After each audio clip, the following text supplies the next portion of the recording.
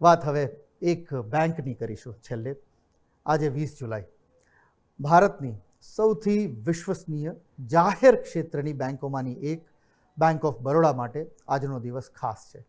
કારણ કે આજના જ દિવસે એટલે કે 20 જુલાઈ 1908ના રોજ વડોદરાના મહારાજા સયાજીરાવ ગાયકવાડ ત્રીજાએ આ બેંકની સ્થાપના કરી હતી.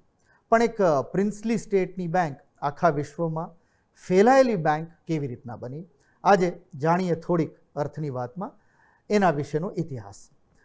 વર્ષ હતું 1908. ભારત બ્રિટિશ શાસન હેઠળ હતું. ત્યારે વડોદરા રાજ્યના પ્રગતિશીલ શાસક મહારાજા સયાજીરાવ ગાયકવાડ ત્રીજાએ એક એવી બેંક શરૂ કરી જેનો હેતુ માત્ર રજવાડાનો નહીં પરંતુ સામાન્ય વેપારીઓ અને લોકો સુધી બેન્કિંગ સેવા પહોંચાડવાનો હતો. સ્વતંત્રતા પછી બેંક ઓફ બરોડા સતત વિસ્તરતી ગઈ, એનો વ્યાપ, એનો ક્ષેત્ર વધતું ગયું. 1969માં જ્યારે બેંકોનું રાષ્ટ્રીયકરણ થયું ત્યારથી તે ભારતની સૌથી મોટી જાહેર ક્ષેત્રની બેંકોમાં સામેલ થઈ ગઈ. આજે બેંક ઓફ બરોડા માત્ર ભારત પૂરતી જ મર્યાદિત નથી, તે 17થી વધુ દેશોમાં હાજરી ધરાવે છે અને હજારો બ્રાન્ચોનું એનું એક નેટવર્ક કરોડો ગ્રાહકોને સેવા આપી રહી છે.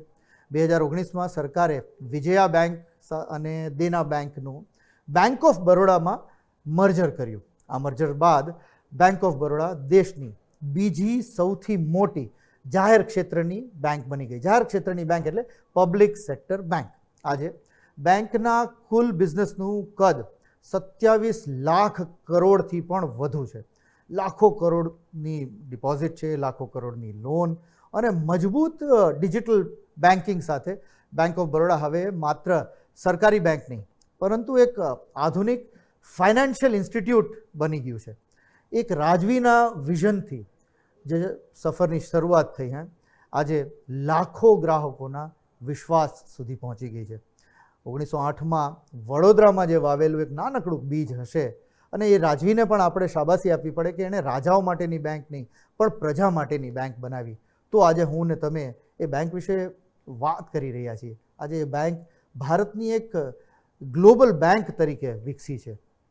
મિત્રો, આજે અર્થની વાતમાં આટલું જ.